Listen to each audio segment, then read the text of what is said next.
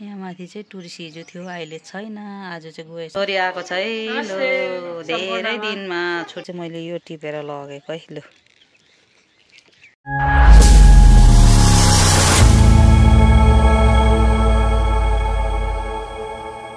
Hello नमस्ते सबैजनालाई है। आज पनि म चाहिँ ठिक भएको छैन है, खोकी चाहिँ छ। हजुरहरू सन्चो सुविस्ता हुनुहुन्छ होला। फेरि अहिले पनि मैले न्यू डे न्यू ब्लग सुरु गरेको छु। मैले ढिलो गरेको छु आज है। अहिले एकदम ढिलो, म दिउँसो टाउको दुखेर सुति बसेँ हो। अहिले चाहिँ अलिकति फेरि हजुरहरूलाई यसो घरमै म ब्लग बनाएर चाहिँ यसो अलिकति के हुन्छ कसो हुन्छ त्यो भिडियो देखाउँ भनेर चाहिँ मैले भिडियो सुरु गरेको है हजुरहरू। मलाई चाहिँ बिमारले छोडेन। आज चाहिँ 10-15 दिन भइसक्यो है। सुतेको हिजो एकछिन वरिपरिको भिडियो बनायो। आज पनि त्यही हो, छोटो अलिकति हजुरहरूसँग छोटो गफ गरौँ भनेर चाहिँ फेरि अहिले पनि म आएको है।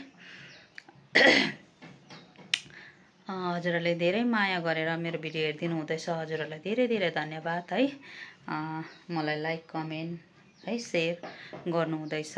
नयाँ साथी हुनुहुन्छ भने है मेरो च्यानलमा पनि आएर है साथी बनिदिनु होला है। च्यानललाई सब्सक्राइब गरेर आइदिनु होला भन्दै चाहिँ मैले आजको भिडियो सुरु गरेको छु। आज पनि त्यस्तो खासै त हुँदैन होला, अलिअलि म के कसो छ त्यही भिडियोहरू लाउने छु। हजुरहरू हेर्दै गर्नुहोस् होला है। आज चाहिँ नजारा चाहिँ यताबाट देखाउनु पर्यो हजुरहरूलाई। बेलुका भएको अहिले 3 बज्यो हो। अन्त मैले चाहिँ यताबाट हजुरलाई देखाएको।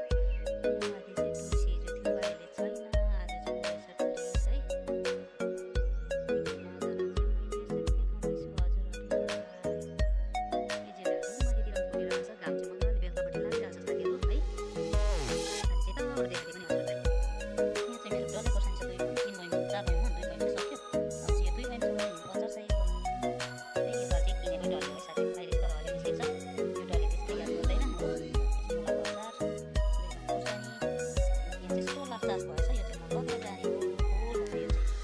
यताको नजारा पनि हेर्नुहोस् है।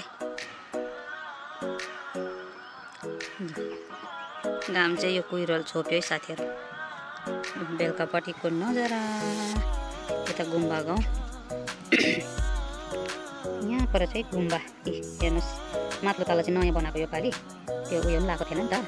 अन्त चाहिँ अहिले माथिल्लो तल पनि बनाइसक्यो है। योपालि चाहिँ यो गुम्बा बनाएको 25 वर्ष पुगेको चाहिँ 25 वर्ष कता पुग्यो है। त्यही कारण चाहिँ यो गुम्बा पनि बनाइसक्यो। योपालि चाहिँ बुद्ध जयन्ती एउटा भव्य पाराले नै मनाउने कुरा छ यहाँ हो। यो स्याचेलिङ गुम्बा गाउँको यहाँ चाहिँ माथिल्लो तल बनाइसकेको छ साथीहरू। दिन चाहिँ यस्तो छ अहिले बेलुकापट्टिको नजारा हेर्नुहोस्। कुहिरो चाहिँ यस्तो कालो बसिरहेको छ यहाँनिर चाहिँ हेर्नुहोस् न। कुहिरो क्या दामी कुहिरो बस्यो, सेतो कुहिरो हेर्नुहोस् न।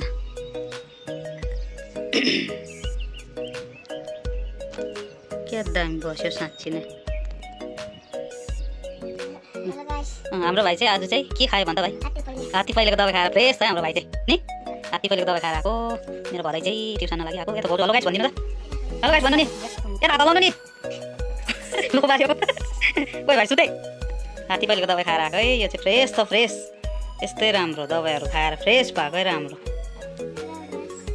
गाइस। यहाँ हात्ती पहिलेको दबाई खाएर चाहिँ गाइस फ्रेस छ है।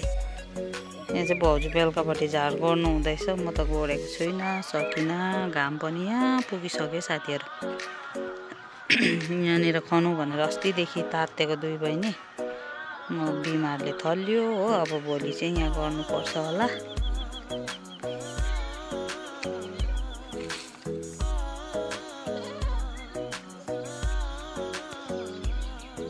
चराहरू कराइरहेको छ।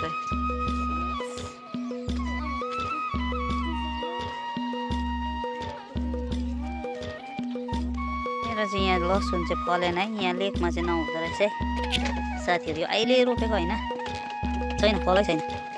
लेकमा चाहिँ नाइ हो कि नाइ हो कि डुको पो लगेर खाइदिन्छ साला। नहुने त अन्त नहुने होइन, डुको फल नहुने चाहिँ डुको टिपेको मैले लसुनको चाहिँ।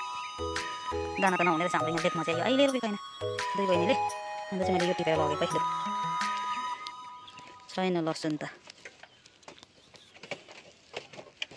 साथीहरू अब चाहिँ म फुलमा पानी हालेको यो एजेलिया चाहिँ फुल्नु आँटेको छ नि त कि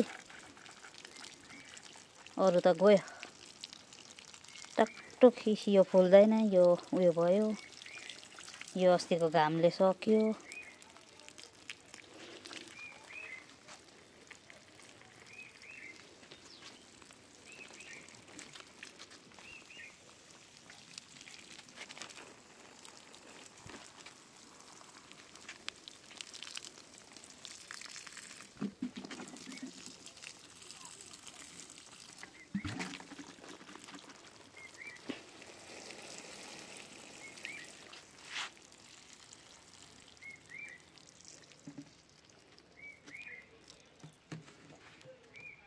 ल है आज चाहिँ छोरी आएको छ है लो धेरै दिनमा छुट्टी भएर चाहिँ हो म आफै पनि बिमार त्यो पनि बिमार भएछ म चाहिँ भर्खर आइपुगेको है यो चाहिँ अहिले आइपुगेको नमस्कार सबैजनालाई दारा चाहिँ नि दारा त अब ल यो पनि घर आइपुग्यो आज चाहिँ कति दिनको छुट्टी सबैजनालाई कति दिनको छुट्टी छुट्टी त अब एक हप्ताको मात्रै हो ए यो हप्ता जाइन्छ फेरि ब्याक टु कलेज ल बाई बाई एक हप्ताको लागि चाहिँ यस सबैजनालाई बाई बाई भोलि